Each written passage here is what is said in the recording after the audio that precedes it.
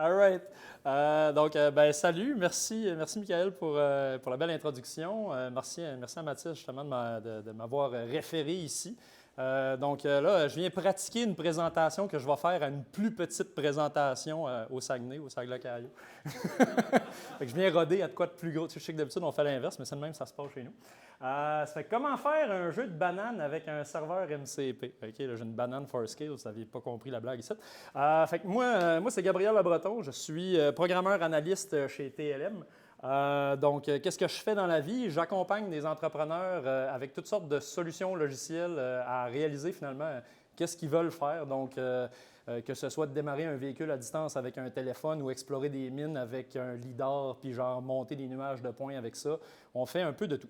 Fait que ça, c'est comme mon day-to-day, pas nécessairement boring, là, mais genre, c'est ma job plus sérieuse, je pourrais dire. J'ai une job un peu moins sérieuse aussi. En fait, il y a une dizaine d'années, j'ai démarré un studio de jeux vidéo qui se nomme c'est pas une dizaine d'années, OK. Au début, ça a commencé, c'était Totema Studio, puis là, en tout cas, de fil en aiguille, c'est devenu Tob à Feu Studio. Donc, parmi les gens ici, je l'ai expliqué un peu déjà à certaines personnes. Est-ce qu'il y en a qui savent c'est quoi une Tob à Feu, à main levée? Ça vaut à peine que je l'explique quand même. Donc, une tobe à feu, en fait, la stratégie d'avoir du fun avec une tobe à feu, c'est de prendre une cuve de sécheuse. Donc, imaginez une sécheuse, il y a une cuve à l'intérieur en rond, tu sais, l'espèce de rond en métal avec des trous dedans. Tu sors ça de la sécheuse, tu mets ça dans ta cour, tu mets des bûches dedans, puis tu mets le feu. Ça, c'est une tobe à feu. Donc, c'est un lieu de rassemblement parce que chez Tob à Feu Studio, on fait des jeux qui nous rassemblent, en fait, des jeux qui rassemblent. Donc, des jeux multijoueurs principalement locaux, mais aussi multiplayer en ligne, multijoueurs en ligne. Dernièrement, puis là, ça c'est mon côté pub, là. Bref, j'ai démarré ce studio-là avec beaucoup de plaisir. J'ai des amis là-dedans qui me donnent un bon coup de main à faire des jeux incroyables. Et le prochain jeu qu'on va sortir, en fait, qui est prévu pour une sortie en décembre, c'est Royal Vermine. Donc, Royal Vermine, c'est, imaginez, Super Smash Bros. Qui rencontre Worms. Et l'idée, c'est que on lance des déchets sur les autres, fait qu'il n'y a pas du tour par tour comme dans Worms, puis c'est vraiment le chaos. Donc, moins compétitif que Smash, puis vraiment très chaotique. Quand tu meurs, tu continues de jouer, puis tu lances des poubelles sur ceux-là qui restent à la map. En gros, c'est pas mal ça. Mais là, je suis venu vous parler de bananes. C'est vraiment un petit chat si on compare avec la banane ici. Donc, mon inspiration, pourquoi je viens vous parler d'un jeu de banane aujourd'hui? En naviguant sur Internet, je suis tombé sur The Comedian. Donc, The Comedian, en fait, c'est une banane qui a été exposée à New York et qui a été vendue pour une très grande somme d'argent. En fait, si on tape dans DuckDuckGo, prix de vente Comedian, ça a été vendu pour 6,2 millions de dollars. On peut prendre un petit instant pour y penser, là. Ça n'a pas de bon sens. Ça fait que ça, c'est mon inspiration pour ce soir. Et là aussi, parlant d'inspiration, je vois qu'il y a un beau bouton Search Assist. J'ai pas le choix, il est coloré. Je dois cliquer dessus avec ma grosse souris. Et là, ça me dit « Sorry, no relevant information was found in our search ». C'est vraiment cool, les IA. Je vais vous parler aussi de Unity. Donc, j'ai une petite relation amour-haine avec Unity pour toutes sortes de raisons. Mais je suis aussi, j'ai fondé une organisation, je dirais c'est ça, c'est une organisation sur GitHub, en tout cas, qui s'appelle GameCI. On aide, en fait, les développeurs à créer des jeux qui sont testables, en fait, puis on donne des outils pour automatiser les builds et les tests pour Unity principalement, mais on vise aussi d'autres moteurs de jeu. Bref, j'ai vraiment un petit côté expertise, automatisation, là, vous allez peut-être vous en rendre compte. Première étape pour avoir un jeu de banane, on ouvre Unity.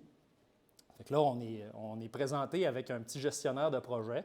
On dit, OK, moi, je veux faire un jeu en 2D. Je sélectionne ma version d'Unity, Unity 6 pour les gens cool qui utilisent des versions plus récentes. Fait que là, tu choisis ton Universal 2D. Fait que là, tu choisis le template là. Tu mets un nom. Moi, j'ai décidé d'appeler ça One Tap Banana. Vous allez voir, là, c'est un jeu extrêmement complexe qui consiste à taper sur une banane. Et on choisit où est-ce qu'on le met, puis on appuie sur le bouton Create Project. Et on ne peut pas faire ça avec la souris d'habitude. Ça, c'est parce que j'utilise PowerPoint. Donc, on lance le projet, Unity se lance, extraordinaire. Jusqu'à présent, je ne vous ai pas perdu, tout le monde, on sait où est-ce qu'on est rendu, on est en train d'ouvrir un projet Unity, parfait. Je vous garantis, ça ne buggera pas, c'est juste des images comme ça. Donc, Unity est ouvert, vous avez sauvé le loading, vous êtes vraiment chanceux, c'est quand même plus long que ça.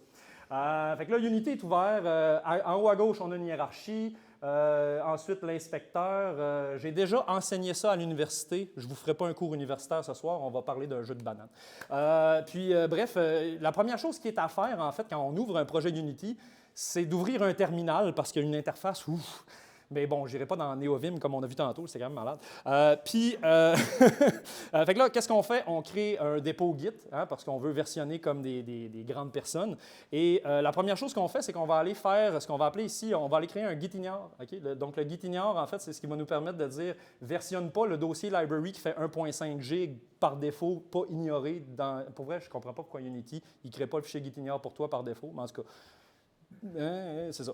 Unity, si vous écoutez, faites ça. Après ça, fait qu'on fait un initial commit avec ça après avoir ignoré les trucs. Là, j'ai utilisé une ligne de commande ici, le git espace ignore-io. Ce n'est pas une commande built-in. Vous taperez ça dans Google, vous allez trouver comment l'installer. Ça permet de générer un fichier gitignore. C'est peut-être un peu petit, je suis désolé. Je pense que je peux zoomer. On va essayer. Hein? Oh my God, je peux zoomer. Okay. Fait que, en gros, ici, on a créé un fichier gitignore, là, tout simplement.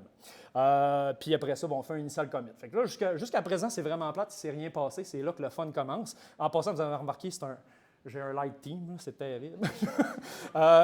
Mais bon, OK. Fait que, bref, on a créé notre premier commit. Là, après ça, qu'est-ce qu'on fait?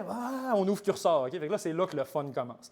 Fait avec Cursor, en fait, qu'est-ce qu'on va faire? Déjà, il n'y a rien là, dans notre projet. Fait que c'est là que le vibe coding commence. Mais avant tout, OK, là, j'ai ouvert Cursor, mais dans le fond, je n'arrête pas de penser à plein d'affaires. Finalement, on va sur ChatGPT. Parce que. Fait que là, parmi vous, il y en a déjà qui ont déjà utilisé ça, ChatGPT? Main levée? Oui? Non, c'est pas vrai.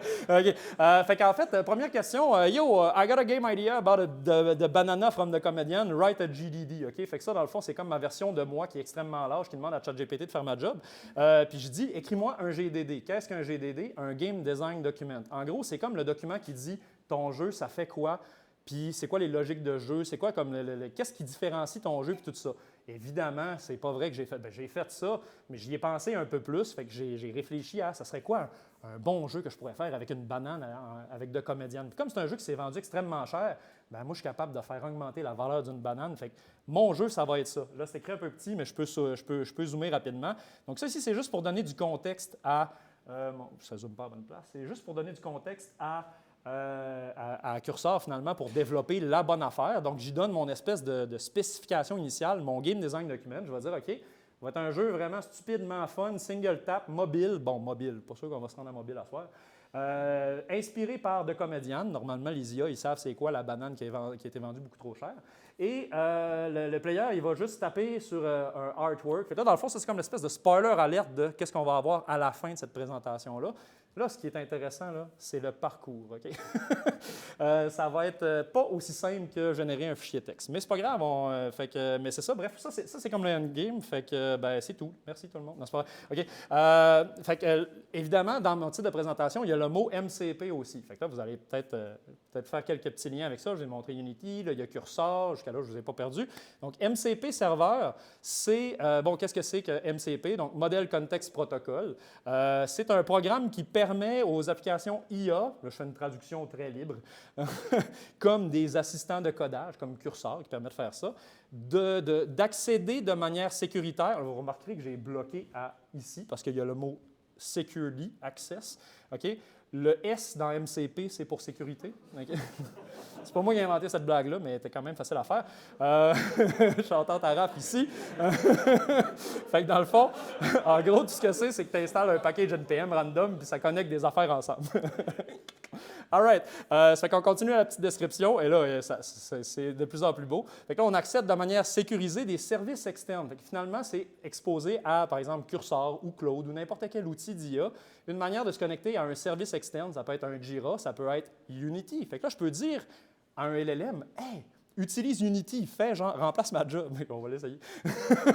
Là, ce que je trouvais intéressant aussi dans cette description-là, c'est que ça mentionne ici, évidemment, en utilisant des trucs sécurisés, des outils externes, des données, etc., avec un protocole standardisé. là, c'est pas souligné ici, mais like a USB-C port for AI. OK, on a demandé à Corporate, puis en gros, MCP, puis un port USB-C, c'est la même affaire. Ça fait que, en gros, il y a un site web, donc github.com/MCP, OK, que c'est une liste non exhaustive, vraiment pas du tout. Là, qu'il y a quelques MCP serveurs qui sont, j'ai l'impression, mis de l'avant par GitHub. Peut-être qu'on peut juste se mettre dessus. Je ne suis pas trop clair, je n'ai pas exploré tant que ça pour aller jeter un œil. Il y a quelques serveurs MCP qui existent pour se connecter à plein de choses, entre autres à GitHub. Fait qu'on peut juste utiliser un serveur MCP qui va dire « Hey, communique avec GitHub, laisse-moi les issues, crée-moi des issues, fais des commits pour moi, fais des code reviews pour moi, etc. Fais ma job. » Ah, c'est malade, OK? Ça fait que, bref, là, on tape Unity à l'intérieur et ça nous recommande un truc de Unity puis un truc qui n'a pas rapport. Je ne sais pas c'est quoi la box, en tout cas, c'est pas grave. Fait qu'on clique sur le truc de Unity, on tombe sur une belle grosse image. C'est comme « Ah, ça a l'air malade, c'est sûr que ça va bien fonctionner. » Fait que là, on scroll dans le README. Et bon, la différente liste des choses que le LLM va être en mesure de faire. Donc, on va donner accès à la console Unity au LLM. Ça, c'est quand même quelque chose de super utile. On va pouvoir y faire manager des scripts, donc create, read, update, delete, un fameux CRUD pour créer, modifier les scripts, des choses comme ça. Fait que, bon, techniquement, Cursor est déjà capable de modifier des fichiers dans le projet, mais techniquement, on peut aussi passer par Unity pour le faire faire. OK, cool. Ensuite, Manage Editor. Donc là, à ce moment-là, on va être capable de faire tous les petits boutons qu'il y a dans l'interface. On peut dire au LLM, « Hey, clique sur ce bouton-là. Hey, va chercher tel menu item, clique dessus, etc. » Ça va permettre aussi même de créer ce qu'on va appeler des scènes, des assets, des shaders, des game objects. Donc, tout ça, c'est des éléments spécifiques à Unity. Bon, ce n'est pas un cours de Unity aujourd'hui. On comprendra que le MCP Server, en ce moment, il nous permet vraiment d'interagir avec Unity, de créer des scènes, créer des objets en 3D. Je pourrais lui dire, par exemple, « Hey, crée-moi une maison. » Puis ça va être vraiment affreux. Wait, there's more! Okay. En fait, bon, je vais vous montrer, on peut faire vraiment plein d'affaires avec des MCP serveurs. Comment ça fonctionne, en fait, c'est que quand on installe ce package-là, spécifique, qui est le premier que j'ai trouvé sur GitHub, c'est que tu vas avoir ton client LLM, donc dans mon cas, ça va être Cursor, par exemple, puis après ça, on va avoir un serveur qui tourne en Python qui est entre Unity et mon LLM, finalement. Puis j'ai un MCP Bridge, dans le fond, un espèce de pont à l'intérieur de mon éditeur qui va recevoir les commandes, exécuter les bonnes affaires dans Unity, puis report back au LLM. En gros, ça fait une petite feedback loop pour savoir « Hey, as-tu réussi à cliquer sur le bouton ou non? » Ce qui est quand même utile. Évidemment, il existe toutes sortes de MCP serveurs. Un qui est réellement très utile, c'est Playwright qui permet de naviguer automatiquement sur un site web puis de valider du contenu des pages web. C'est très utile. Fait que bref, là, on a Unity MCP Server. Malade, OK, bien, on va l'installer. Fait que parfait. Il y a deux manières de l'installer. On l'installe soit avec Git URL, c'est compliqué un peu pour les hackers. Puis sinon, il y a encore plus compliqué, par ligne de commande. Yes! C'est évidemment le chemin que j'ai pris. Donc, on peut installer, il y a ici, là, ça dit, bon, c'est dans le bas un peu, je peux peut-être zoomer un peu là, mais bref, to install via OpenUPM. C'est une espèce de, c'est un package qui permet d'installer des packages, en tout cas. Vous verrez. Donc, c'est une ligne de commande, puis on exécute la commande, puis ça ajoute le package dans ton projet. Super simple, parfait. Dans notre cas, on pourrait exécuter OpenUPM, add, puis le nom du package. Parfait. OK. Fait qu'on commence avec ça. OK, bon, OpenUPM, on ouvre la page web, Open Source Unity Package Registry. Il y a plein d'affaires qu'on peut installer avec ça. On commence déjà à être perdu sur Internet. On se rappelle, on veut faire un jeu de banane. Là, j'avais une pub de Brunet. Genre, on vous aide à vivre une rentrée sans poux. J'ai pas de poux, j'ai même pas de cheveux. Fait que j'exécute ma commande UPM. UPM add. Fait que là, j'exécute ça. Parfait. J'ouvre Unity, puis mon package est installé. OK? Ça, c'est le bout de la démo qui a fonctionné. Fait que là, on a installé un package MCP for Unity. Parfait. On continue. Et là, ben, j'ai une petite fenêtre qui s'ouvre d'éditeur. Et là, j'ai plein de boutons. Fait que là, là, évidemment, tout est vert. C'est parce que j'ai réglé ça. Là. La première fois que tu le fais, tout est rouge. OK? Je vous le dis. C'est juste que j'ai oublié de prendre un screenshot quand c'était rouge. Mais en gros, là, la stratégie, c'est tu cliques sur Auto Setup, tu cliques sur Repair Python Environment. Après ça, tu sélectionnes Cursor. Après ça, tu auto-configures. Puis là, à un moment donné, tu as Unity MCP qui apparaît dans ta liste de MCP serveurs dans Cursor. Puis là, ben, en fait, il y a un petit truc qui est super important. Puis je vous le mentionne si jamais vous voulez tenter l'aventure comme j'ai fait. Il y a cette petite section-là qui est comme importante. Il faut comme regarder, c'est écrit 18 tools, one prompt enabled. Si tu ne vois pas ça, même si c'est vert, ça ne veut pas dire que ça a fonctionné. Okay? C'est quelque chose que j'ai vécu. D'ailleurs, essayons une première expérience avec MCP qui est connecté avec Unity. Donc là, j'ai fait un petit raccourci, mais dans ma liste de fichiers en haut à gauche, j'avais le fichier MCP, gdd.md que j'avais créé tout à l'heure, qui explique entre autres c'est quoi le jeu que je veux faire. Et dans le bas, dans le bas ici, j'ai ma belle phrase qui dit utilise le serveur MCP que je t'ai connecté. pour bâtir la base de ce jeu-là. Et la phrase, OK, si vous avez une chose à retenir ce soir de toute cette présentation-là, quand on demande à un LLM d'écrire du code, on peut lui demander d'écrire du code qui est testable. C'est comme une intervention.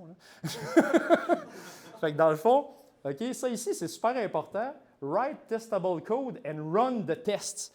Ça, c'est le truc qui fait en sorte que, ça là, c'est peu importe, là, en ce moment, c'est un projet Unity, ça peut être un projet web, ça pourrait être... Tu fais juste dire, OK, écris du code qui est testable, puis ensuite, vérifie que ce que tu fais fonctionne. Fait que comme ça, quand c'est vert, là, après ça, tu vas avoir mon attention. Parce qu'avant ça, pourquoi j'irais voir du code qui a été écrit, qui n'est même pas vérifié? Quand on y pense, ça n'a comme pas vraiment de bon. Bien, après ça, OK, ouais, mais on peut tester en prod. Non, OK, bon. Fait, by the way, si vous avez des questions, arrêtez-moi, là, mais je ne pourrais pas déroger de la démo, c'est des screenshots. Fait que, bref, on demande à l'IA, écris-moi du code qui est testable. OK, parfait. Fait que là, il y a différents éléments ici. Puis on remarquera aussi que dans mon petit bloc ici, dans le fond, il y a un commercial ici, on peut ajouter du contexte à notre requête. Donc là, j'ai donné, ça peut être dangereux, j'ai donné accès à Internet, puis j'y ai donné accès à la documentation d'Unity. Accès à Internet, dans ce cas-ci, ce n'est pas si pertinent que ça. À la limite, ça va aller chercher des affaires, ça va se faire dire des trucs erronés, puis c'est là que le S dans MCP intervient. C'est comme super dangereux d'aller lire sur le web et tout croire ce qui est écrit là. Puis après ça, la documentation Unity, ça va quand même indiquer des trucs intéressants comme c'est quoi un scriptable object, par exemple, ou c'est quoi un rigid body, ou des trucs spécifiques à Unity que, entre autres, le LLM pourrait ne pas savoir par défaut. Donc, on fait ça. Et là, ça commence un plan. OK, nice, parfait. Ça se dit, OK, ouais, je vais te faire cette affaire. On va setuper un Unity Test Framework. Quand même cool. Ça commence avec le truc que tu veux avoir puis que personne ne fait, entre autres, quand ils font des projets Unity. Je fais rien que le call-out. Fait que, premier prompt, moi, ça setup les tests. Let's go! Après ça, on va créer un banana controller que la banane elle va dépérir dans le temps. On va implémenter un value counter aussi. Donc ça va faire augmenter la valeur de la banane. Et ça va implémenter un game manager pour orchestrer le game flow, toutes les winning conditions, etc. Bref, ça va tout faire ça. Parfait, c'est cool. Ça, c'est le fameux vibe coding à son meilleur. Puis là, je continue. Le chat ici, ça me dit, OK, super, il n'y a pas de linting error, blablabla. Maintenant, je vais essayer de rouler les tests. Puis là, OK, mais on n'a pas installé un MCP serveur, nous autres, tantôt. Tu sais, l'affaire que je vous disais que c'était encadré, là, j'ai pris le screenshot avant, mais en réalité, quand je l'ai setupé la première fois, je n'avais pas l'output, fait que j'étais comme ça ne marche pas pantoute. Il essaie de lancer Unity. Non seulement ça, il lance une vieille version de Unity, puis genre, il me sort une version par rapport, puis après ça, ça commence à aller dire genre, OK, ouais, je vais exécuter Unity. Il est déjà en train de tourner, là, ça ne marche pas. Là. Fait que je suis retourné voir les affaires, comme je disais, ça c'était important, le petit truc vert là. Fait que là, j'ai corrigé ça. Mon prochain prompt, OK, mon MCP serveur, il est disponible. Ça, c'est moi qui l'ai écrit en haut. Continue. Continue ce que tu faisais, tu étais bien parti. Perfect. Now I know that the Unity MCP server is available. Let me use it to run the tests and validate our game foundation. OK, parfait. On va lister les ressources. Je ne vois pas de ressources. Hey, ça va bien. Hein? Mais finalement, ça a marché. OK? Je ne sais pas pourquoi. Let me try to run the test using the Unity MCP server tools. Fait que là, ça a callé called manage editor. Great, Unity is running. Now let me execute the menu item to run the test. OK, commence à bien aller.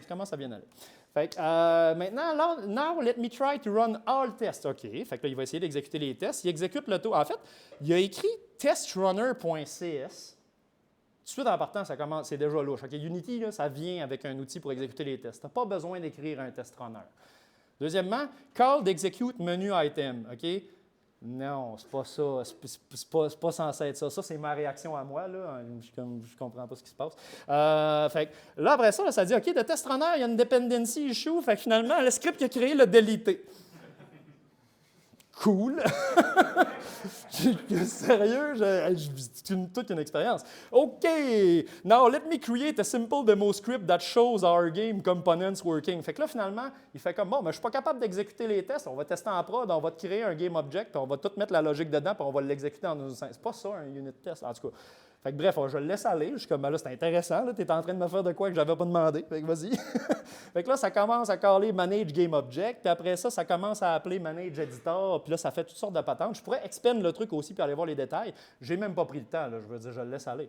Puis là, finalement, ça appelle Read Console. Puis ça dit, OK, super, j'ai tout fait. J'ai monté une scène au complet. J'ai mis des affaires dedans. Puis on va lire la console, voir qu'est-ce qui se passe. OK, ça, c'est ma définition du futur. OK?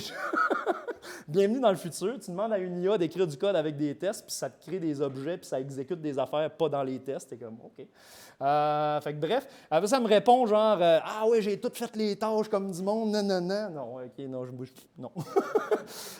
Mais quand même, ça a réussi à interagir avec Unity. Donc, ça l'a créé, en fait, dans ma hiérarchie, comme on peut voir en haut à gauche ici, un game object qui s'appelle Game Demo, et à l'intérieur, ça l'a attaché par soi-même des scripts sur le Game Object. Bon, là, je ne sais pas s'il y en a parmi vous qui ont déjà travaillé un peu avec Unity. Là, donc là, il y a peut-être des petites bases ici que vous n'avez pas, mais à gauche, j'ai une scène et à droite, j'ai l'inspecteur. Quand je sélectionne un objet à gauche, je vois les détails à droite de ce Game Object-là. Donc, normalement, j'aurais dû faire, si je n'avais pas utilisé un LLM pour faire ce travail-là à ma place, Add Component et ajouter les scripts manuellement.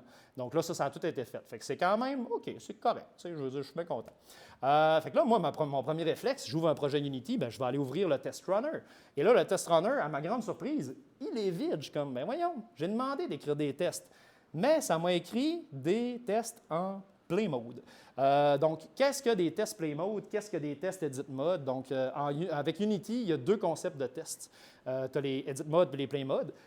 Puis en gros, Edit Mode, c'est un peu comme des tests unitaires. Puis les Play Mode, ça exécute la scène, ça exécute ton jeu, puis ça render les choses, ça fait virer ta carte graphique, puis tu peux exécuter des choses sur le runtime, si on veut, sur le fil d'exécution. Pardon. Donc, ça m'a écrit 38 tests quand même en Play Mode, puis il y en a quelques-uns qui passent. C'est quand même bon. J'ai fait un prompt, OK? Je veux dire, ça, c'est plus que genre ma première année universitaire. C'est quand même bon. Bon, j'ai écrit peut-être ça, 38 tests dans mon... En tout cas.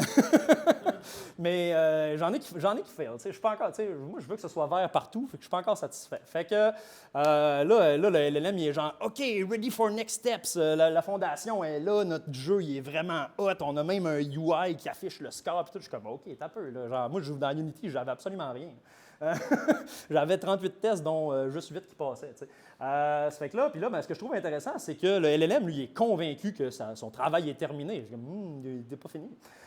Donc, all code compiles without errors. OK, ça, c'est quand même pas pire vrai. Je veux dire, j'avais pas d'erreur dans la console. Follows Unity's best practices. J'ai pas encore lu le code. And is thoroughly tested. Ben, c'est-tu thoroughly tested si tes tests fail? En tout cas. Fait que la fondation du jeu est là. Hein? Fait que let's go. OK. Fait que bon, ben, moi, je continue, mais là, tu as des tests qui fail. Fait que là, vous voyez que je fais vraiment du gros vibe coding, mais je suis comme, à la place de dire, implémente-moi mes features, il faut que tu livres pour hier. T'sais. Non, non, non, non. On va tester la base, puis on va s'assurer que ça marche avant de continuer. OK? Ça, c'est super important. Donc, some tests are failing in play mode test, je suis très précis. Exécute-les dans Unity MCP Server, pardon. Retrieve the errors and then fix the tests or related code. Là, je suis comme, des fois, c'est le test qui n'est pas bon, des fois, c'est le code qui n'est pas bon. Fait que là, OK, fait que j'envoie ça, puis là, bon, un peu plus tard, ça me dit, ah ouais, tout est corrigé. Je suis comme, OK, on va aller voir. Fait que, OK, je regarde, puis j'ai exactement le même résultat. Ça a tourné, genre, écoute, un bon 5 minutes. Fait que là, je suis comme très confus. Non seulement ça, en plus, j'ai des erreurs dans la console. Ça m'a dit que ça allait à la console puis qu'il n'y avait rien. Je fais, t'as peur, là, il y a de quoi qui ne marche pas. Je suis comme, non, je suis plus content. Okay? Sérieux, c'est complètement buggé. Donc, agree to disagree. Okay? Tu sais, moi, j'avais des gros crochets verts partout. Je veux dire, fait que là, ce que j'ai fait comme stratégie, plutôt que de juste continuer à essayer de faire passer par le serveur MCP pour dire les tests sont brisés, corrige-les, parce que clairement, ça n'a pas fonctionné, cette tentative-là, j'essaie autre chose. Puis comme ça ne me tente pas de les corriger moi-même, c'est même pas moi qui ai écrit le code. Je copie-colle le message d'erreur, puis c'est tellement important dans la conversation à ce moment qu'on voit que on voit rien que le début. En gros, le Game Manager, il ne marchait pas, puis tout ça. J'ai juste collé ça là, puis là, ça dit « Ah, OK, ouais, ben oui, tu as bien raison. » Ça, là, les LLM là, sont bons pour te flatter dans le sens du poil. « You're absolutely right. » Là, I apologize. Là, je l'ai vexé. for the confusion. Fait que là, les tests, effectivement, ça fail, nanana. En regardant les tests résultats, Game Manager, que les tests, ils fail avec Missing Required Components. Ça, en fait, c'est que quand tu fais des tests en play mode, il faut toujours que tu te crées une scène, tu ajoutes des game objects dedans, tu attaches des composants dessus, puis tu t'assures que tout est dedans. Le setup est quand même compliqué. Mais moi, initialement, j'ai juste demandé des tests. J'aurais dû être plus précis. Donc, en réalité, le problème, c'était moi depuis le début. Et donc, j'aurais dû exiger des tests unitaires, donc des edit mode tests, ce qui est beaucoup plus facile pour une IA et même pour un humain aussi à rédiger initialement. Ensuite, on en vient à des play mode tests. Fait que là, ça aurait pu finir par fonctionner, mais bon, on va utiliser la stratégie suivante. On va coder jusqu'à ce que ça fonctionne, puis après ça, on va le corriger plus tard. Fait que là, wow, tous les tests, ils passent maintenant. J'ai fait quelques petites itérations. J'ai dit, OK, corrige les tests, puis tout ça. Ça me dit, là, ça pointe même directement. Je peux aller cliquer sur les liens. Bon, là, c'est une image, mais je peux cliquer sur les liens, ça m'amène dans les fichiers, puis ça me dit, ce test-là, maintenant, il passe, etc. Et à ma grande surprise, c'est le cas. Ce qui est quand même satisfaisant, ça, là, c'est beaucoup de travail d'habitude d'avoir des tests qui fonctionnent. Puis là, on l'a, fait qu'on peut itérer sur quelque chose qui est techniquement validé. Ça ne veut pas dire que c'est la meilleure affaire au monde, mais j'ai une base de test sur une logique de base qui est la base de mon jeu. C'est vraiment, il y a plein de fois le mot base là-dedans. Ça, c'est quand même très, très cool. Et là, en fait, ce qui est intéressant aussi, c'est que non seulement ça m'explique par la suite aussi comment ça se fait que ça n'avait pas fonctionné initialement. The key issue is that I was running a custom test runner instead of the actual Unity test framework.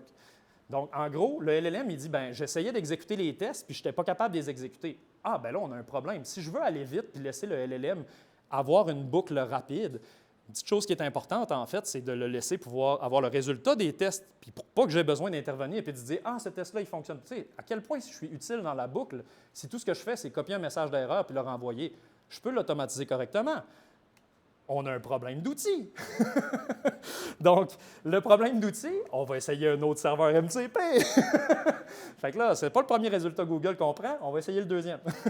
On clique là-dessus, même affaire. Hey, là, c'est malade, là. Il y a un beau logo d'Unity en ASCII Art, là. MCP Unity, oh yeah! Et là, en fait, on regarde dans les fonctionnalités. Comme tout à l'heure, on pouvait exécuter des menus items, on pouvait sélectionner des game objects, on pouvait faire des petites choses comme ça. On a Update Component, Add Package, bon, ça fait plein d'affaires. Moi, ce qui m'intéresse, c'est les tests. Et à ma grande surprise, c'est supporté. Run tests. Oh, OK. Donc, clairement, moi, je suis satisfait. Je suis comme, c'est sûr, c'est réglé. Mon jeu, il est déjà livré, tu sais. Fait que let's go. Là, les prérequis, ça prend Unity 2022.3 ou plus. OK, ça, c'est correct. Ça prend Node. Bon, tantôt, c'était en Python. Je trouvais ça plus cool un peu, mais c'est correct. On va dire que c'est cool aussi. Ben non, je ne veux pas faire des combats de langage. Pour vrai, c'est très, très bien. Mais bon, c'est un autre NPM package que je vais avoir sur mon ordi. Et après ça, je ne dis pas comme si je n'avais pas assez. Et là, je scrolle un peu ici, puis je trouve ça super intéressant. Ça me dit « Project path cannot contain spaces ». Fait que genre, bon, en tout cas, clairement, il y a quelque chose à corriger. Et là, deuxième intervention, le Hacktoberfest s'en vient, contribuer. Fixer mes problèmes à ma place. J'ai un beau chandail de Hacktoberfest. OK. Ça fait que, bref, c'est ça. Donc, est-ce qu'il y en a ici qui ne connaissent pas Hacktoberfest? Ou, oui, non, oui. Ah. OK. Fait que le Hacktoberfest, ça fait plusieurs années que ça se passe. C'est comme une espèce d'événement qui arrive à chaque année où est-ce que les gens sont invités à contribuer sur des projets open source. Donc, c'est une initiative, entre autres, de DigitalOcean. Ouh! Ils vont peut-être m'envoyer de l'argent. Non, c'est pas commandité partout. Puis, en fait, l'idée, c'est il y a certains dépôts de code publics sur GitHub qui disent « Ah, nous autres, on accepte les contributions, vous pouvez venir aider dans nos projets, etc. Voici des issues qui sont potentiellement faciles à régler. » Ça ne veut pas dire que c'est le cas. Puis en gros, on peut s'enregistrer là-dessus, puis là, tu peux traquer un genre de score. Pendant un petit bout, ils envoyaient des T-shirts. Après ça, ils se sont rendus compte que c'était pas cool pour l'environnement. Maintenant, ils plantent des arbres. Fait que là, planter des arbres. Fait que, bref. Oui, hop. C'est pendant le mois d'octobre. Merci, Raph. Donc, fait que, bref, j'ai installé le nouveau Unity MCP Server et là, je vais être super confus parce que j'ai MCP Unity Server puis MCP for Unity. Oh, c'est lequel le bon? En tout cas, j'ai identifié le bon, je l'ai supprimé. Fait que là, après ça, dans la doc, ça dit, une fois que tu l'as installé, tu as des petits boutons pour configurer toutes tes affaires automatiquement. Fait que c'est cool, on va aller cliquer sur les boutons. Je passe rapidement parce que ce n'est pas ce qui est le plus incroyable, là, mais en gros, ça nous ouvre une petite fenêtre, puis là, ben, on voit que ça a starté le serveur. Je ne me souviens pas si j'ai cliqué sur le bouton ou non. Je pense qu'il était déjà running. Est-ce que c'est parce que je l'avais déjà installé par le passé puis qu'il tournait depuis tout ce temps? Puis ensuite, je scrolle un peu dans la fenêtre. OK, parfait. On a un petit JSON. Ça, en fait, là, l'installation d'un MCP serveur, c'est littéralement juste pointer où est l'exécutable de ton serveur MCP dans un fichier JSON pour que Cursor ou n'importe quel autre outil puisse y accéder. Fait que c'est vraiment aussi simple que ça. Et là, ben, on a un chemin hard-codé vers un fichier JS dans le fin fond d'un dossier de build serveur dans un package cache de mon dossier library. OK, cool. Puis après ça, j'ai des petits boutons. Puis il y a un petit bouton ici, on ne le voit pas ici, mais tu sais, configure curseur. Fait qu'on clique là-dessus. Puis là, c'est oui, succès. Fait qu'en gros, tout ce que ce bouton-là fait, c'est aller injecter dans le fichier JSON l'entrée pour installer le serveur MCP. Fait que là, ben cool, maintenant, on est rendu avec 2 serveurs MCP. Bon, on supprime l'ancien. Je suis comme, lequel est le bon? Unity MCP ou MCP Unity? Fait que j'ai désactivé le bon. Parce qu'en fait, on se rappelle, l'autre tantôt, il y avait 18 tools, puis le nouveau, il y en a juste 13. Bon, je ne sais pas lequel est le plus cool, mais on va le découvrir. Donc, on continue avec ça. Et là, ben en fait, pour ne pas mélanger le LLM, parce que c'est quand même sensible, ben, je crée une nouvelle conversation, hein, parce que sinon, il va essayer d'appeler des tools de l'ancien qui n'est plus disponible. Puis là, ouf, je ne veux pas me lancer là-dedans, je veux finir ma présentation quand même. Donc, run the test using the Unity MCP server. OK? Moi, je suis convaincu que la meilleure stratégie pour se rendre à terme, c'est les tests. OK? Je suis complètement convaincu. Fait que là, ça dit OK, je vais t'aider avec ça. On va exécuter les tests. Fait que là, ça call run test. Puis là, ça exécute les tests en edit mode. Puis après ça, ça me sort genre oh yes, one tap test run completed, 21 sur 21. Fait que les 21 tests ont passé en edit mode. Bon, j'ai skippé une petite partie, mais j'avais généré aussi des tests unitaires en edit mode à ce moment-là. Et ben, comme on peut voir, en fait, ça a exécuté 30 tests, dont 21 ont passé. Pourquoi 30 puis pas 21? En tout cas, c'est un détail d'implémentation technique, mais moi, je suis quand même bien satisfait. Fait que là, après ça, bon, great, now let me also run the play mode test to get a complete picture of all your tests. Fait qu'en gros, on va exécuter les play mode tests, qui est comme la deuxième affaire de tantôt. Ouf, connection closed. Hein, parce que ça ne peut pas bien se passer. Je veux dire, c'est impossible. Ça ne peut pas fonctionner du premier coup. Fait qu'on continue. OK, let me try again. Non. Puis là, c'est un autre message d'erreur. Request time. Hey, c'est sérieux, là, ça. Fait que, je ne sais pas c'est quoi la solution. Fait que finalement, de retour au manuel. Donc, j'ouvre le README. OK? Lisez le manuel, c'est super important. C'est adressé dans le README. Ça dit, OK, dans le fond, si tu as des erreurs bizarres avec tes play mode test, si, mettons, connection failed, non erreur, des trucs louches de même, il dit, ouvre tes réglages, va mettre enter play mode setting. Hein, là, ça commence dans des détails. Puis là, tu changes la patente, tu la réessayes. Run the play mode test again, puis là, ça l'essaye, ça ne marche pas plus. OK? Fait que, en tout cas. Fait que je me suis concentré sur les tests edit mode, vous comprendrez. Parce que, bref, je l'ai réessayé. Puis là, j'ai eu finalement le message d'erreur que pourtant, j'ai fait le fixe pour, en tout cas, j'ai sûrement une issue à créer sur GitHub. Tout se passe bien jusqu'à présent. Hein? On a un jeu de banane qui s'en vient à vitesse grand V.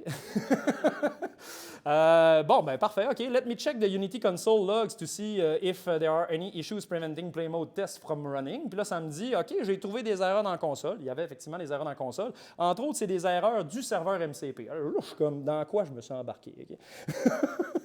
C'est pas grave. On va faire comme s'il n'y avait pas d'erreur dans la console, fait qu'on continue.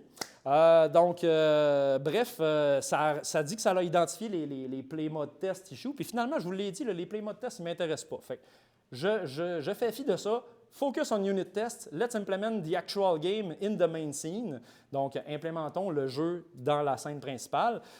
Tu peux utiliser des images placeholder que j'ai mis. Assure-toi que la logique de jeu est connectée. C'est des instructions qui sont très vagues, mais en même temps quand même assez claires. Je veux un jeu qui fonctionne, j'ai mon GDD, fais marcher ça. T'sais. Bon, c'est pas très spécifique, mais c'est quand même capable de le faire, on va aller voir. Fait que là, ça refait un plan. OK, parfait, on va examiner le projet, parce qu'on se rappelle, j'ai créé une nouvelle conversation, fait que ça n'a plus le contexte. Et là, ça va lire toutes les... Bon, évidemment, c'est un petit projet, il est tout neuf, fait qu'il n'y a rien à l'intérieur. Fait que ça va lire les bouts de code importants, les game managers qui ont été créés précédemment. Ensuite, ça va create un fix create or fix game manager with proper component setup. Donc, en gros, on va connecter les composants correctement. On va créer une banane. Yes! OK? Donc, create banana game object. Ça, en gros, ça va créer un objet dans la scène, puis ça va être une banane, puis ça va être la banane de mon jeu. Et ensuite, on va créer un UI canvas, puis on va tout connecter les affaires ensemble, puis ensuite, on va tester le jeu. OK, parfait. Fait que let's go, vas-y. Fait que là, je le laisse aller, puis finalement, bon, j'ai passé rapidement ici, là, mais tu sais, bref, ça a exécuté, ça a updaté des composants, ça a fait plein d'affaires, ça a créé des components, des game objects et tout ça. Et là, après ça, j'ouvre Unity, puis bon, ben en fait, pour vrai, ça a quand même créé plein d'affaires. On voit un petit peu en haut à gauche ici, Canvas, Core Text, Game State Text, etc. Ça a créé plein de game objects. Là. Fait que là, je suis comme, OK, cool, ça a l'air d'avoir créé le jeu. Mais tu sais, je vois toujours rien. Ça ici, dans l'onglet Game qui est là, l'écran bleu, c'est qu'est-ce que la caméra de Unity voit. Donc, c'est le jeu finalement. Donc, quand que je vais faire play puis que je vais jouer à ce jeu-là, c'est ce que je vais voir. Mais clairement, je ne vois rien. C'est un problème. Puis, dans mon inspecteur de scène, je vois des boutons, mais ils ne sont clairement pas aux bonnes places. Mais tu sais, il fallait s'y en attendre. J'ai été super vague. J'ai juste dit, fais fonctionner les affaires. Ça ne sait pas que les boutons ne sont pas à bonne place, mais ça a quand même pris le temps de créer des boutons. C'est quand même pas si mal. Puis là, ça me dit One Tap Banana Game Implementation Complete. Je suis genre, non. Ça n'est pas terminé. Puis vraiment, l'observation que j'ai eue, c'est que les LLM sont tout le temps convaincus que la job est terminée. Là. Ça ressemble à être vraiment. Je ne sais pas qu'est-ce que vous demandez aux LLM, sérieux, là, mais ils sont tannés de travailler. Et clairement, là, fait on exécute les tests dans Unity MCP Server. Là, ça dit, bon, ah oui, non, pardon, ça, c'est le titre de ma conversation. Je suis encore dans la même conversation. Je dis, je ne vois pas le UI, les positions ne sont pas bonnes, assure-toi que le UI est visible, puis focus sur les tests, les unit tests aussi pour le nouveau code, puis assure-toi que les boutons, ben, ils appellent les bonnes affaires, parce que, tu sais, en ce moment, je ne peux rien faire. Jusqu'à présent, j'ai écrit aucune ligne de code. Quand même fou. Fait que là, finalement, je le laisse aller pendant un petit bout, puis là, ben, tous mes trucs sont rendus dupliqués. Hey, ça fonctionne bien! J'ai des game objects en double, puis là, je suis rendu avec des affaires qui s'appellent Legacy. Puis je suis comme, OK, là, c'est ce qui se passe? Fait que là, finalement, j'ai décidé d'intervenir, parce que clairement, ça n'allait jamais finir. Fait que là, j'ai délité les affaires. Non seulement ça, je veux dire, avez-vous vu le UI? C'est genre... C'est tellement petit! OK, je vous ai mis une banane ici pour le scale. C'est vraiment trop petit. OK. Fait que là, ben, on est rendu à la deuxième étape de ma présentation, où là, on va se concentrer à ajouter du contenu dans le jeu. Hein? Fait que là, quoi de mieux que de demander à ChatGPT, « Hey, fais-moi donc une version pixel art de comédienne, justement, de Maurizio Cattelan. » Et là, il me dit, non, je ne peux pas faire ça, là. Ça viole le content policies de ChatGPT. Je suis comme, ah, come on! À la place de faire ça, à la place de dessiner exactement ça, place une banane sur un mur, mets du tape dessus, puis fais ça en pixels. Tu sais? Il me dit non, je peux pas faire ça. Je crée une nouvelle conversation, j'y envoie exactement le même message. Fait que là, j'ai ma banane avec mon tape, et là, je suis content. Puis sérieux, je ne sais pas c'est quoi ces données d'entraînement, mais c'est quand même close enough. Okay? Vraiment, ça devait savoir c'était quoi. Mais en tout cas, écoute, c'est pas moi qui l'ai dessiné. Fait que mais je vais quand même l'utiliser. Ne faites pas ça. Okay? Là, c'était pour une démo, c'est quand même drôle, mais tu sais, j'ai brûlé des tokens puis j'ai vidé des bouteilles d'eau à cause de ça, clairement. Là, ça fait que genre, je vais me faire attaquer. Fait que là, OK, tout va bien. Fait que là, j'ai généré genre des sprite sheets à partir de ça. Je me suis battu un peu, mais tu sais, normalement, évidemment, j'aurais utilisé le cerveau de des artistes, mais là, genre, quand j'ai monté cette présentation-là hier à la dernière minute, ben, je n'avais pas de disponible. Fait que je suis allé de l'avant avec ça. Et puis là, après ça, ben, je dis, OK, enlève les affaires legacy. J'y ai même partagé une image en disant, genre, check ma sprite sheet. J'ai sprite sheet de 0 jusqu'à 8. J'ai placé la sprite sheet dans ce chemin-là. Fait que là, j'y vais avec des détails un peu plus spécifiques. Puis après ça, je dis, bien, quand on va cliquer à l'écran, change les bananes. Fait que là, c'est comme, OK, cool. Fait que là, ça sort encore une fois un plan. Fait que là, vous voyez le pattern, c'est toujours la même affaire. OK, on va enlever les trucs legacy. On va créer la logique pour swapper les sprites. Puis là, mais comme je suis déjà dans une espèce de mood de genre, écris des tests pour que qu'est-ce que je te demande, j'ai même plus besoin d'y demander, ça m'écrit par soi-même. Ça dit, ensuite, on va créer des unit tests pour le sprite swapping qu'on vient d'ajouter, puis ensuite, on va exécuter les tests. Là, je commence à être content, là, ça finit par comprendre. Et ouais, écoute ça, là, ça. OK, ça me rend heureux. Puis là, ben, ce qui est fou, c'est que ben, ça l'a exécuté, puis ça a quand même fonctionné. Check, je suis encore content de même. Bref, ça a exécuté les tests, ça a fonctionné, puis ça a dit, ben, écoute, le Sprite Manager, Il ne set pas les sprites comme du monde dans Sprite Renderer, il reste des UI tests, mais tu sais, c'est extrêmement clair. Il me dit, ben dans le fond, il y a des modifications à faire à telle place, ça les fait. J'ouvre la console, puis je vois les warnings qui me disent, ben dans le fond, les trucs sont nuls. Mais tu sais, c'est extrêmement clair qu'est-ce qui se passe. Fait que moi, j'ouvre l'inspecteur et je m'en vais. Oups, bon, ça, c'est un bug dans ma présentation, c'est pas grave. Fait que dans le fond, j'ouvre l'inspecteur, je repère la place où est-ce qu'ils sont nuls et ben, je m'en viens ajouter les bananes aux bonnes places. Là, fait que là, je m'en vais manuellement glisser, déposer les bananes qui manquent dans l'interface. Ça aurait pu le faire sûrement, mais là, ça ne me tente pas de brûler des tokens pour brûler des tokens. Là. Je suis capable quand même de travailler là, un petit peu, pas écrire des lignes de code, on ne se rendra pas là, mais hein. Et là, ben, un peu plus tard, à force d'itérer exactement de cette manière-là, ben, j'ai maintenant un jeu qui est testé avec une base où mon sprite est render à l'intérieur. Et quand je le lance, je fais play. Bien, j'ai une petite banane qui tourne, puis là, je clique en malade, puis ça fait augmenter la valeur de ma banane. Fait que là, je vais pouvoir la vendre 15, 23, 39 000. Ça va être malade. Et voilà, c'est tout. Merci.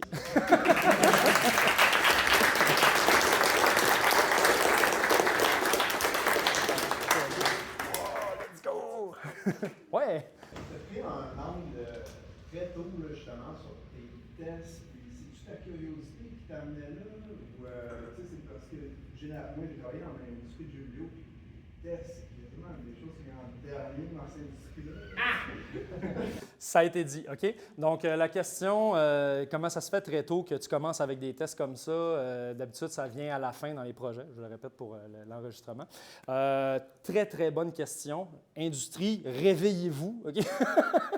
Moi, j'arrive d'une industrie où est-ce que je fais plus du web, je fais plus du back-end, de l'infrastructure, du déploiement, du DevOps, des choses comme ça. J'ai l'habitude d'automatiser des pipelines énormément. Fait que moi, les tests, ils font vraiment partie intégrante de mon travail day-to-day. J'arrive en jeu vidéo, puis on dirait que je parle un langage extraterrestre quand je dis qu'on peut tester une ligne de code. Qu'est-ce qui se passe? Unity offre un testing framework, il y a des manières de faire du end-to-end testing, il y a des manières de faire du unit testing directement intégré. Bon, il y a quelques technicalités, il faut créer des assemblies, des choses comme ça. Puis, mais tu sais, c'est pas juste Unity qui expose ça. Si on ouvre Unreal Engine, tu as aussi des unit tests un peu plus compliqués. Tu vas avoir du C++ ou ça peut devenir plus compliqué. Mais pour répondre spécifiquement à ta question, comment ça se fait que je me dirige vers là, c'est vraiment parce que j'ai vu les bienfaits des tests dans d'autres sortes de projets. Et le jeu vidéo, ce n'est que de l'informatique.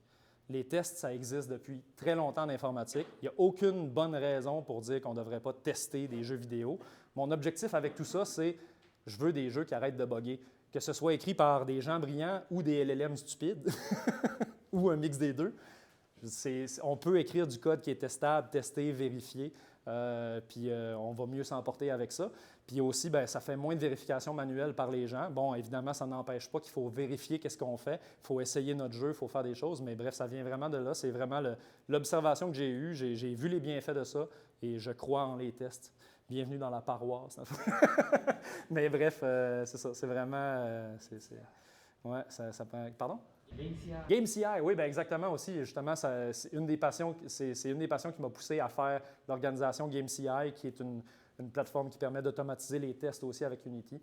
Donc, ce qui a été rédigé là, bien, avec 2 ou 3 prompts puis la bonne documentation, on peut générer de l'automatisation pour dire exécute à chaque fois que je fais un push. Fait qu'on va savoir quand on brise le build, quand est-ce qu'on ne le brise pas, puis est-ce que les logiques fonctionnent. Évidemment, il y a des choses qui sont plus faciles à tester que d'autres, mais là, on peut rentrer dans les détails un peu. J'avais une main levée là-bas ici.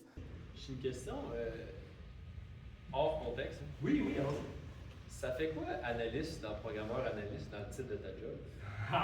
Ça fait genre 20 ans que je programme, puis j'ai jamais analysé comme un analyste. Écoute, c'est un titre qu'il y a sur mon contrat. Mais c'est une bonne question. En fait, généralement, programmeur analyste ou analyste programmeur, là, puis il y a différentes définitions de tout ça.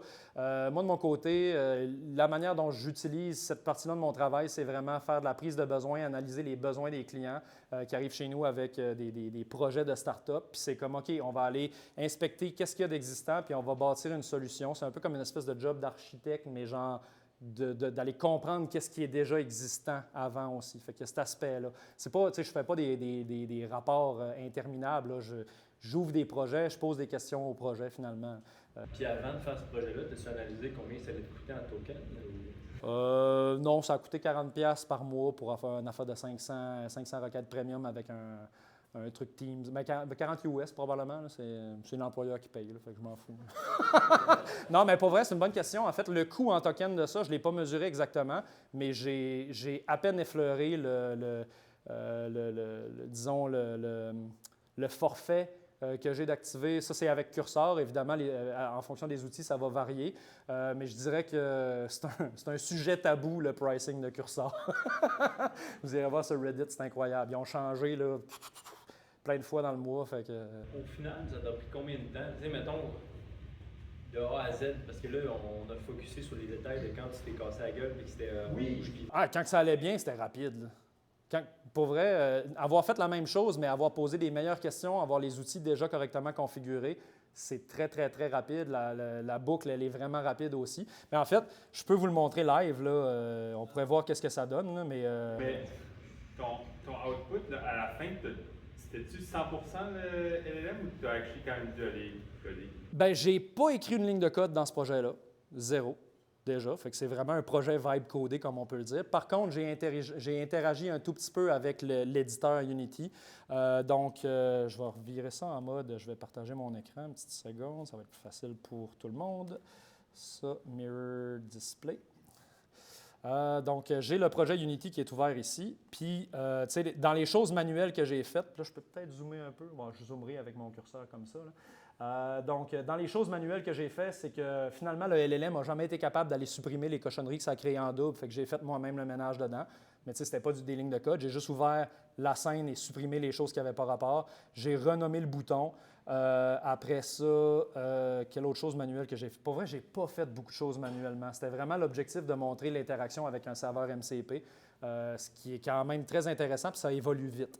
Après, en termes de temps, pour répondre à la question temporalité, ce jeu-là n'existait pas hier.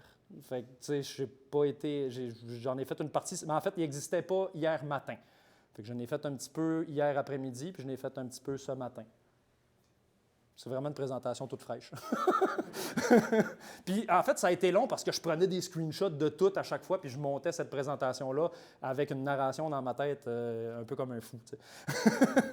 Puis, mais c'est ça. Ça fait que finalement, tu sais, pour vrai, quelques heures, on peut se rendre à ce résultat-là juste avec un serveur MCP, puis écrire des tests. Puis justement, j'ai exécuté manuellement des tests aussi. J'ai fait quelques itérations, mais ça va extrêmement vite. Fait que quand on pose les bonnes questions, puis mes prompts étaient vraiment stupides. Là. Il y a moyen d'y aller très...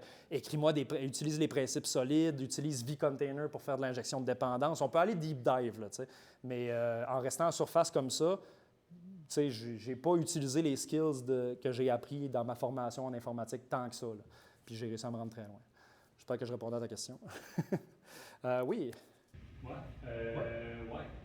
Penses-tu que ça va MCP, tout ça, les règles, il y a de la place dans le développement de jeux vidéo? Mettons qu'on parle de grosses industries, mettons, ou tobacco, est-ce que vous avez commencé à...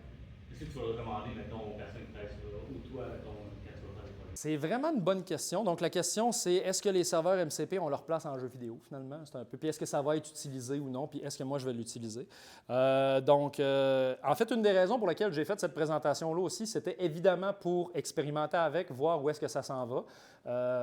Est-ce que ça a de la valeur? Clairement, oui, parce que j'ai réussi à me rendre vraiment vite. C'est l'équivalent d'un jeu Game Jam style, mais j'ai une boucle de jeu, je peux lancer le jeu, j'appuie en ce moment, puis le score il augmente, j'arrête de cliquer, puis là, la banane a fini par tourner, puis là, elle tombe, mais elle ne tombe pas pour vrai, il manque rien qu'une petite animation.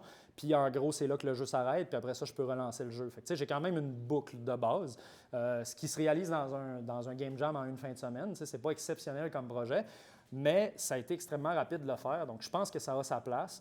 Là où il y a réellement des enjeux, c'est vraiment la consommation de LLM, puis de tokens, puis tout ça. Tu sais, évidemment, si on se sensibilise un tout petit peu à ça, ça a un coût non seulement énergétique, mais à terme, ça va avoir un coût environnemental aussi. Ça fait que, tu sais, je pense que l'industrie doit regarder ça, puis c'est super intéressant, mais il ne faut pas être inconscient du coût que ça a. Tu sais, moi, bien que la consommation de tokens que j'ai faite là, je veux dire, en termes de forfait, clairement, Cursor, ils ont perdu de l'argent. Je ne sais pas comment ils font, mais tu sais, on a les informations. Ils utilisent beaucoup de caching de tokens, puis tout ça. Mais tu sais, ça a clairement de la valeur. Est-ce que j'utilise ça chez Tobafeu, spécifiquement les serveurs MCP? pas exactement ça, pas de cette manière-là. Je m'en suis servi un peu pour interagir avec ma gestion de tâches, pour faciliter un peu quoi prioriser. Fait que, je peux le connecter, par exemple, sur Notion ou sur Jira ou des choses comme ça. Je peux passer directement par Claude, pas nécessairement un IDE. De là, interagir puis accélérer les interactions avec l'éditeur. Il y a vraiment un gros intérêt là, mais je crois que ça a beaucoup de place à amélioration encore. Bien, on l'a vu, là, je fais cette démo-là un peu en démontrant les différentes lacunes. Puis tu sais, clairement que si on demande à Reddit, ils vont dire « Ah, c'est parce que tu as mal configuré tes affaires. » Je suis comme « Oui, mais j'ai fait ça en 5 minutes. » Puis c'est ça. Est-ce que je vais utiliser ça? Oui, genre un tout petit peu, mais évidemment, je ne délèguerai pas l'entièreté du développement des jeux de Tob à feu à ça. Ça en est hors de question. Pour le art, j'ai fait une exception pour cette présentation-là, mais clairement, j'aurais sorti mes skills de pixel art artist. Vous l'auriez vu tout de suite. Je ne suis pas bon dessinateur de pixel art. Mais tu sais, je favorise grandement l'utilisation des cerveaux humains pour produire des éléments artistiques. Et là, bien, en fait, c'est un peu la blague. C'est pour ça aussi que je faisais un truc un peu ridicule de banane. Tu sais, un jeu vidéo, c'est une œuvre d'art. Puis ce que j'ai fait en ce moment, je ne considère pas que c'est de l'art, c'est de la triche.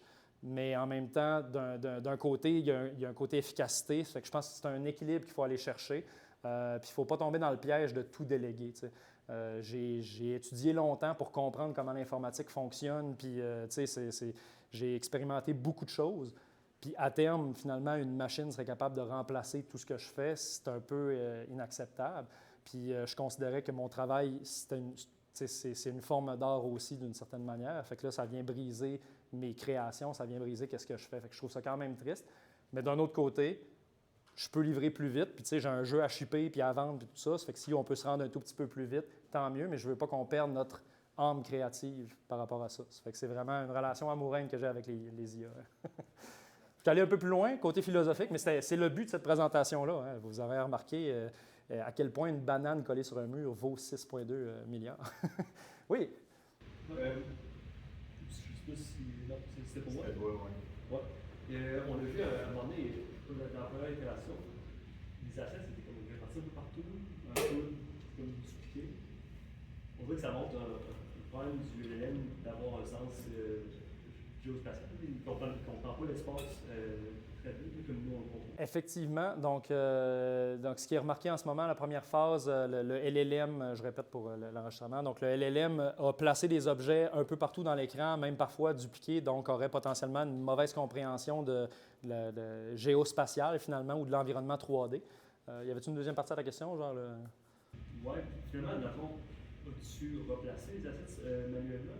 Bonne question. Donc, pas au complet, parce que bon, évidemment, je voulais que ça finisse la présentation. Je ne vous ai pas montré tous les détails au complet. Je pourrais ouvrir le curseur et aller voir tous les messages que j'ai envoyés, mais je n'ai pas envoyé tant que ça. C'est pour vrai, c'est un total d'une dizaine de messages d'interaction que j'ai eu à peu près pour avoir le résultat qu'on a eu.